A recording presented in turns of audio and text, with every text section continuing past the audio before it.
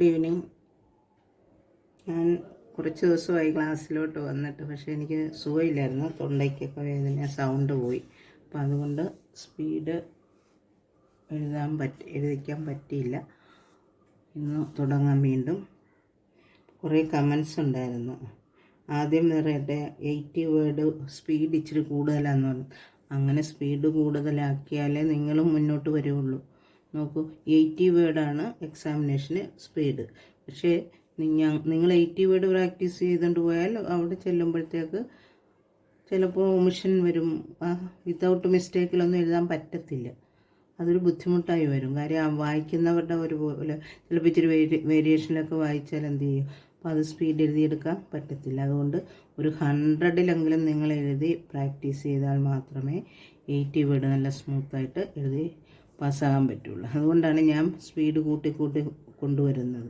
അപ്പോൾ എൻ്റെ ഒപ്പം നിങ്ങൾ വരാൻ ശ്രമിക്കണം, എഴുതി ശ്രമിക്കണം, എന്നാലേ നിങ്ങൾ ശരിയാകത്തുള്ളൂ. അല്ലാതെ 80 വേർഡ് എഴുതാൻ ബുദ്ധിമുട്ടുള്ളതുകൊണ്ട്, വായിച്ചു തരാൻ ബുദ്ധിമുട്ടുള്ളത് കൊണ്ടല്ല. കുറേ സ്പീഡ് 80 തന്നെയാണ് വായിച്ചു പോയത്. അപ്പോൾ അതെല്ലാം വീണ്ടും ഒന്നുകൂടിയൊക്കെ എഴുതി വരുമ്പോൾ നിങ്ങൾക്ക് കൈയോട്ടം കിട്ടുകയും സ്പീഡ് ഡെവലപ്പ് ചെയ്യുകയും ചെയ്യും. അപ്പോൾ അതുകൊണ്ട് ഇനിയുള്ളത് ഞാൻ ഇച്ചിരി കൂടി, ഒത്തിരി 90 ഒന്നും വായിക്കുന്നില്ല, എന്നാലും കുറച്ച് സ്പീഡ്, ഞാൻ സ്പീഡ് കൂട്ടി വന്നാലേ നിങ്ങൾ എഴുതി ഡെവലപ്പ് ചെയ്ത് വരത്തുള്ളൂ. അതുകൊണ്ടാണ് സ്പീഡ് കൂട്ടി വായിക്കുന്നത് കേട്ടോ. എല്ലാവരും എഴുതാൻ ശ്രമിക്കുക, മുൻപായി ആഞ്ഞു പിടിച്ച് എഴുതി വരിക. അപ്പോൾ ആദ്യമൊക്കെ ഒമിഷൻ ഉണ്ടാകും, എന്നാലും അത് കഴിഞ്ഞ് പിന്നെ 2 പ്രാവശ്യം കൂടിയൊക്കെ എഴുതി വരുമ്പോഴത്തേക്ക് ശരിക്കും നിങ്ങളും ഡെവലപ്പ് ചെയ്ത് വരും. അതൊന്ന് ശ്രമിച്ച് നോക്കുക കേട്ടോ. പിന്നെ അഡ്വാൻസ് ഫ്രേസിയോഗ്രാഫിയുടെ വീഡിയോ ഞാൻ ഇടാം, നിങ്ങൾ എഴുതണം. ഞാൻ ഇടുന്നതനുസരിച്ച് എഴുതി പോയാൽ മതി, അതിടാം. പിന്നെ അടുത്തത് ചോദ്യം, എക്സാം എന്നുണ്ടാവുമെന്ന്. ശരിക്കും പറഞ്ഞാൽ ഫെബ്രുവരി വരെയുള്ള കലണ്ടറിൽ നമ്മുടെ എക്സാമിനെ പറ്റി ഒരു അറിവുമില്ല. ഇനി മാർച്ചിൽ ഉണ്ടാവുമായിരിക്കും. ഇനി അല്ലെങ്കിൽ സപ്ലിമെൻ്ററി കലണ്ടർ അവരുണ്ടാക്കുവാണെങ്കിൽ ചിലപ്പം ഇട്ടാൽ അറിയത്തില്ല. അത് PSC ഓഫീസുകാരും കറക്റ്റായിട്ടൊരു ആൻസർ തരുന്നില്ല നമുക്ക് എന്നുണ്ടാകുമെന്ന്. പിന്നെ ഒരു തമിഴ്നാട്ടിൽ നിന്ന് ഒരാൾ ചോദിച്ചിരുന്നു, പുള്ളിക്കാരന് ആർക്കായാലും പിന്നെ PSC എഴുതാൻ പറ്റുമോ ഈ എക്സാം. അതിപ്പോൾ ഈ എക്സാം എഴുതാൻ പറ്റത്തില്ല, കാര്യം ഇതിൻ്റെ OMR ഒക്കെ കഴിഞ്ഞതാണ്. അതിനി പുതിയതായിട്ട് ആർക്കും ചേരാൻ പറ്റില്ല, ആ ലിസ്റ്റിലുള്ളവർക്ക് മാത്രമേ എഴുതാൻ പറ്റുള്ളൂ. പിന്നെ അടുത്ത എക്സാം എഴുതാൻ പറ്റുമെന്ന് വെച്ചാൽ അത് പ്രിലിംസ് എഴുതണം. പ്രിലിംസൊക്കെ കഴിഞ്ഞു പോയി, ഇനി 3 വർഷത്തേക്ക് ഇതിൻ്റെ പ്രിലിംസ് ഒന്നും ഇല്ലെന്ന് തോന്നുന്നു. അപ്പോൾ അതുകൊണ്ട് 3 വർഷത്തേക്ക് എന്തായാലും എഴുതാൻ പറ്റിയില്ല, പിന്നീട് നമുക്ക് അന്വേഷിക്കാം കേട്ടോ. സെൻട്രൽ ഗവൺമെൻറ്റൊക്കെ അപ്ലൈ ചെയ്യും. സെൻട്രൽ ഗവൺമെൻറ്റിൻ്റെ അപ്ലൈ ചെയ്ത് സ്റ്റാഫ് സെലക്ഷനൊക്കെ വിളിക്കുന്ന അപ്ലൈ ചെയ്ത് ഇത് നന്നായിട്ട് എഴുതിയിട്ട് എക്സാം എഴുതാൻ പറ്റും.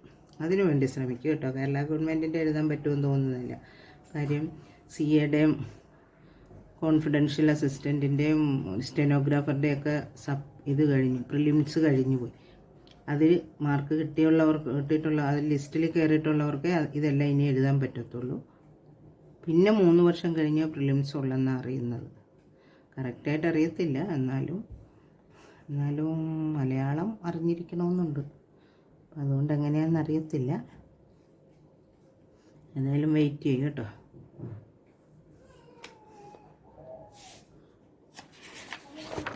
പിന്നെ ഞാൻ ഇന്ന് പുതിയ വേർഡ്സ് നോക്കൂ. ഈ വേർഡ്സ് എഴുതിയിട്ടുള്ള വേർഡ്സൊക്കെ തന്നെയാണ് ഇപ്പോൾ റിപ്പീറ്റ് ചെയ്ത് വരുന്നത്. നിങ്ങൾ ഞാൻ എഴുതുന്ന വേർഡ്സ് ഒന്നും ഇപ്പോൾ എഴുതുന്നില്ലെന്ന് ഉറപ്പാണ്. ഒത്തിരി പേര് കമൻസ് എഴുതുന്നുണ്ട്. ഇപ്പോൾ ഐ വുഡ് ലൈക്ക് എങ്ങനെ എഴുതുമെന്ന് ചോദിച്ചു. ഐ വുഡ് ലൈക്ക് എഴുതുന്നത് എങ്ങനെയാണെന്ന് ഞാൻ ആദ്യത്തെ വീഡിയോ തൊട്ട് ഇടുന്നുണ്ട്. നിങ്ങൾ അതൊക്കെ ഒന്ന് ഇതെല്ലാം അറിയാൻ വയ്യാത്തതൊന്ന് റിവൈൻഡ് ചെയ്ത് നോക്കുമ്പോൾ അറിയാൻ പറ്റും കേട്ടോ. എന്നാലും ഞാനത് എഴുതുന്നുണ്ട്.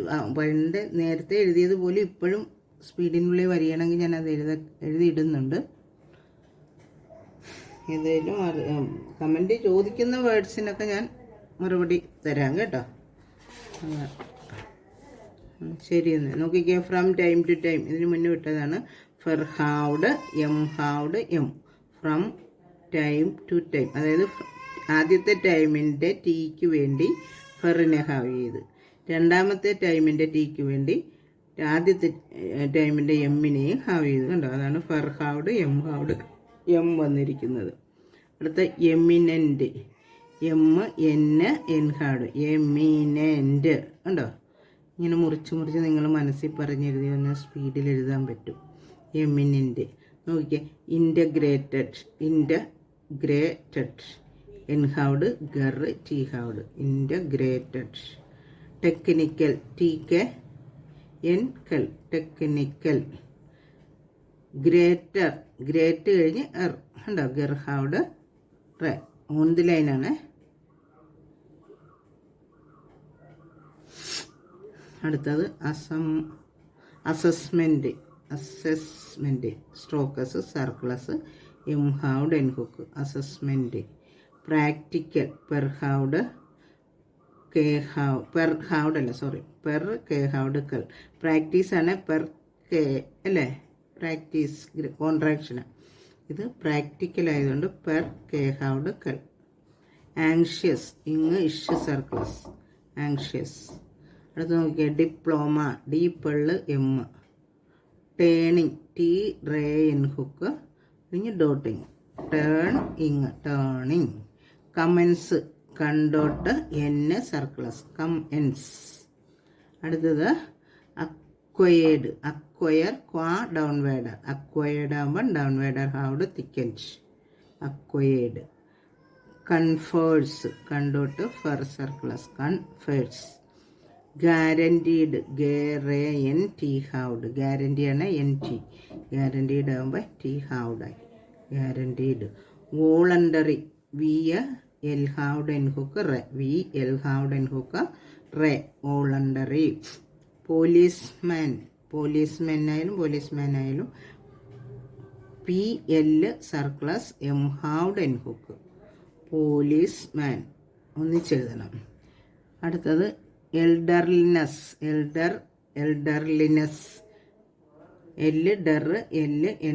N സർക്ലസ് എൽഡർലിനസ് ഉണ്ടോ. ഫോർമർലി ഫോർമർലി ഇതൊക്കെ പറഞ്ഞിട്ടുള്ളതാ. ഫോർമർലി. സെപ്പറേഷൻ സ്പെർ ഷൺഹുക്ക്. സെപ്പറേറ്റ് ആണെങ്കിൽ സ്പെർ ടി. സെപ്പറേഷൻ ആകുമ്പോൾ സ്പെർ ഷൺഹുക്ക്.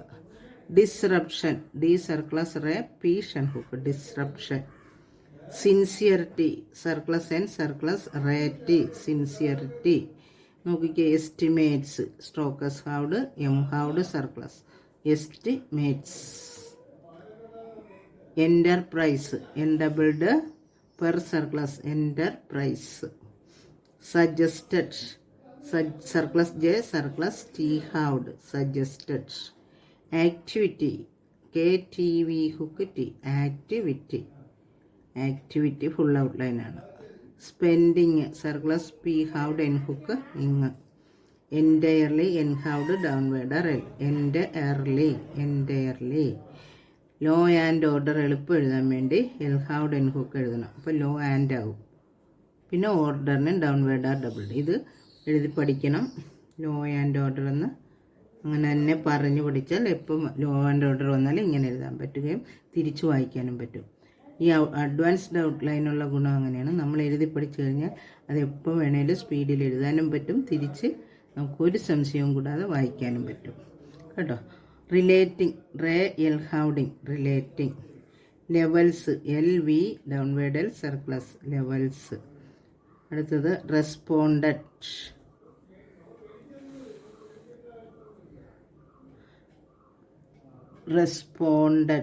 Ray circle s P N hook D halved responded ഉണ്ടോ. ആസ് എ ഹോൾ അത് advanced circle s L above the line എഴുതിയ ആസ് എ ഹോൾ എന്ന് വായിക്കാം. Circle s L above the line എഴുതണം ആസ് എ ഹോൾ.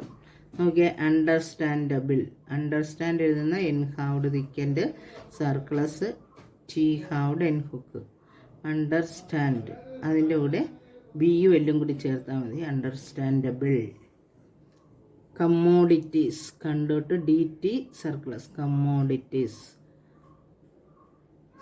റെമഡിയൽ എന്ന് പറയുമ്പോൾ റേ ഡൗൺവേഡർ MDL. എമ്മിന് മുന്നേ വരുന്ന R എപ്പോഴും അപ്വേഡ് ആയിരിക്കണം. അങ്ങനെ നോക്കുമ്പോൾ ഡൗൺവേഡർ MDL. പക്ഷേ എമ്മിന് ഹുക്കുണ്ട് അപ്വേഡ് എഴുതാം കേട്ടോ. ഇപ്പം അങ്ങനെ എഴുതുന്നതിനും കുഴപ്പമില്ല. പക്ഷേ എമ്മിന് മുന്നേ വരുന്ന R ഡൗൺവേഡ്. അപ്പോൾ റെമഡിയൽ. അടുത്തത് vulnerable, vulnerable. Dwell, dwell. Adjustment ഉണ്ടോ? അത് നമ്മൾ കോൺട്രാക്ഷനിൽ പഠിച്ചതാണ്. മീഡിയലായിട്ട് ST വരികയാണെങ്കിൽ അവിടെ സ്റ്റീ ലൂപ്പിന് പകരം ആ ടി അങ്ങ് ഒമിറ്റ് ചെയ്ത് സർക്ലസ് എഴുതിയാൽ മതി. അതാണ് അഡ്ജസ്റ്റ്മെൻറ്റ്. കണ്ടോ? ST, ടി വേണ്ട, അഡ്ജസ്റ്റ്മെൻറ്റ്. അതേപോലെ ഉണ്ട് പോസ്റ്റ്മാൻ, പോസ്റ്റേജ് അല്ലേ, മോസ്റ്റ് ഇമ്പോർട്ടൻറ്റ്, അത് രണ്ടും കൂടി ചെയ്യും. അപ്പം മീഡിയയിലായിട്ട് വരുന്ന STയിൽ ടി ഒമിറ്റ് ചെയ്യുന്നു. അതാണ് ഇത് adjustment. Worsening, abbreviated by downward R circle s ing. Worsen ആണെങ്കിൽ സർക്ലസ് എൻ. ഫിനോമിനൻ, ഇതൊന്നും പറഞ്ഞിട്ടുള്ളതാണ്. FNMN hook, phenomenon, full outline. Inflationary, ഫള്ള് റേ, അവിടെ ഷൻ ഹുക്ക് എഴുതിയിട്ട് പിന്നെ റേ എഴുതാൻ ബുദ്ധിമുട്ടാണ്. അപ്പോൾ ആ ഷൻ ഹുക്ക് അങ്ങ് ഒമിറ്റ് ചെയ്യുന്നു. ഇങ്ങനെ എഴുതിയാൽ മതി, ഇൻഫ്ലേഷണറി. അടുത്ത ഷോർട്ട് ഫോൾ, ഷോർട്ട് ഷെർഹൗഡ്, പിന്നെ FL ഡൗൺവേർഡ് അല്ല എഴുതുന്നു, ഷോർട്ട് ഫോൾ. അടുത്തത് മിറ്റ് എംഹൗഡ്, ഗേറ്റിന് ഗേഹൗഡ്, mitigate. Hard ticket downward R halved തിക്കൻ്റാണ്. കൂടി ഷിപ്പിന് വേണ്ടി ഡിസ്ജോയിൻ്റ് ചെയ്ത് എഴുതുന്നു. എല്ലാത്തിനും അങ്ങനെ തന്നെയാണ്. ഷിപ്പിന് വേണ്ടി ഡിസ്ജോയിൻ്റ് ചെയ്ത് എഴുതിയാൽ മതി. ലീഡർഷിപ്പ് ഉണ്ടോ? അങ്ങനെ വരുമ്പോൾ ഷിപ്പിന് വേണ്ടി ഇൻ്റർസെക്റ്റ് ചെയ്ത് എഴുതാം. അതാണ് ഹാർഡ്ഷിപ്പ്. ക്രിയേഷൻ, കർഷൻ ഹുക്ക്, മറക്കാതെ ചെയ്യേണ്ട കാര്യം എന്താണെന്ന് വെച്ചാൽ ഇവിടെ ഇത് ഡയഫോൺ എഴുതി കൊടുക്കണം, എന്നാലേ നമുക്ക് നന്നായിട്ട് വായിക്കാൻ പറ്റുള്ളൂ. Creation. Permanent, N halved, permanent. Unjustified, st loop F halved, unjustified. ബുദ്ധിമുട്ടാണ്. അണ്ണിന് ഓവൽ കൂടി കൊടുത്താൽ എളുപ്പം വായിക്കാം. അൺജസ്റ്റിഫൈഡ്. അടുത്തത് ക്വാണ്ടിറ്റി, എൻഹൗഡ് ടി, ക്വാണ്ടിറ്റീസ് ഉണ്ടോ? സർക്ലസ് വിളിച്ചത്, quantities. Restored, circle s T downward R halved thickened, restored. Unscrupulous, എന്നിൻ്റെ പുറത്ത് വേണം സ്കർ എഴുതാൻ, PL സർക്ലസ്. അൺസ്ക്രൂപ്പുലസ്, ആ എഴുതിയിരിക്കുന്നതൊന്ന് ശ്രദ്ധിച്ചോണം കേട്ടോ. അൺസ്ക്രൂപ്പുലസ്. അടുത്തത് drudgery, dr halved drudgery. Tactics, TKT circle s. Mechanism, MKN hook circle s mechanism, അങ്ങനെ എഴുതാം. അടുത്തത് formal, ML. I would like, നേരത്തെ ഒരു കുട്ടി ചോദിച്ചിരുന്നു ഐ വുഡ് ലൈക്ക് എങ്ങനെ എഴുതുന്നു. ഐയുടെ ടിക്കും വേഹൗഡും കെയും. I would like. I should like ആണെങ്കിലും അങ്ങനെ എഴുതാം. ഐ ഷുഡ് ഇച്ചിരി ചരിച്ചെഴുതിയിട്ട് കെ എഴുതണം. കണ്ടോ? ഇത് ഐ ഷുഡ് ലൈക്ക് ഇങ്ങനെ എഴുതാം കേട്ടോ. അത് ഇച്ചിരി കൂടി ചരിക്കണം. ഐ എഴുതുന്നതിന് ഇച്ചിരി കൂടി ചരിച്ചിട്ട് കെ എഴുതിയേക്കും. I would like, I should like. ഇത്രേ ഉള്ളൂ. ഇനി കുറച്ച് വേർഡ്സൊക്കെ ഞാൻ ഓർക്കുന്നതൊക്കെ എഴുതിയിടാം. ഇതിപ്പോൾ എല്ലാം ഇപ്പോൾ വായിക്കാൻ പോകുന്നതിനുള്ളതൊന്നും അല്ല. ഞാൻ നിങ്ങൾക്ക് ബുദ്ധിമുട്ടെന്ന് തോന്നിയതൊക്കെ എഴുതിയിട്ടേ ഉള്ളൂ കേട്ടോ. ശരി, ഇനി സ്പീഡ് വായിച്ചു തരാം. Ready? Friends, I do not propose to talk today about the need for reforming educational system. Eminent people and leaders of public opinion have from time to time given expression to views which are well known. The entire process of education has to be viewed as an integrated whole, and we have to be clear about the objectives that we wish to achieve. As you are aware, we are already engaged at present in a process of economic development. Indeed, we are going through what may be called a period of industrial revolution. A large number of industrial and other types of units are being set up all over the country. For manning these units, we need a large number of trained technical people. Most of you have given considerable attention to engineering education, and the universities also have done the same. We have set up a few large technical institutions now that we are preparing a fourth plan whose size would be equal to that of all the first 3 5-year plans, but together obviously our requirements for technical personnel will be much greater. So, I would like all technical institutions in the country to make an assessment of the expansion that they can undertake for increasing the number of students for technical courses and to bring forward specific proposals.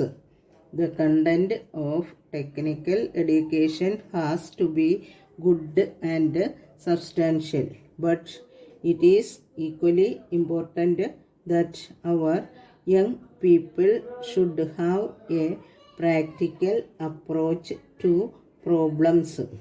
I would like them to be anxious to use their own hands in order to do a good job. It is an approach of this nature that will enable the country to make rapid progress in the matter of industrial development.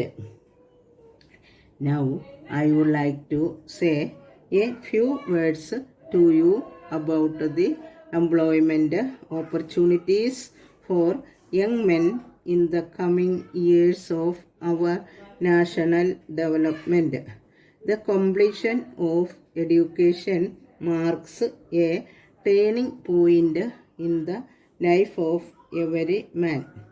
Naturally, your anxiety will be to get suitable employment which is necessary for finding the means to live.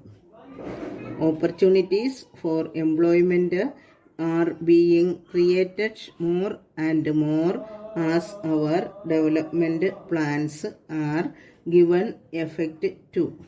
The fourth 5-year plan, for instance, which will commence in less than a year and a half from now, make provision for 20 million jobs.